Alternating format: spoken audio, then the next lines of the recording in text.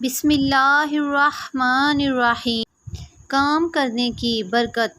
پیغمبر اسلام کے پاس ایک غریب آدمی نے جا کر عرض کی، میرا ہاتھ بہت تنگ ہے، کوئی ایسی تجویز بتا دیں کہ یہ تنگی جاتی رہے۔ آپ نے پوچھا، تمہارے پاس ہے بھی کیا؟ اس نے کہا، صرف ایک دری اور ایک لکڑی کا پیالہ۔ آپ نے فرمایا، دونوں چیزیں لے آؤ۔ غریب اسی وقت دری اور پیالہ لے آیا۔ آپ نے وہیں بیٹھے بیٹھے کسی کے ہاتھ 8 آنے میں بیچ دیا اور اسے دام دے کر فرمایا، اس میں سے 4 آنے کی تو ایک کلہاڑی لے آؤ اور 4 آنے کا آٹا، اور اسے آج کے لیے تم اپنے گھر میں دے آؤ۔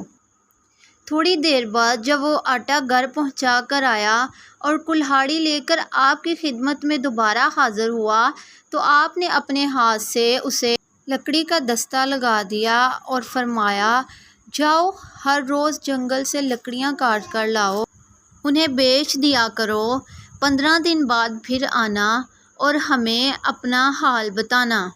وہ 15 دن بعد آیا اور آپ کو اپنا حال بتایا۔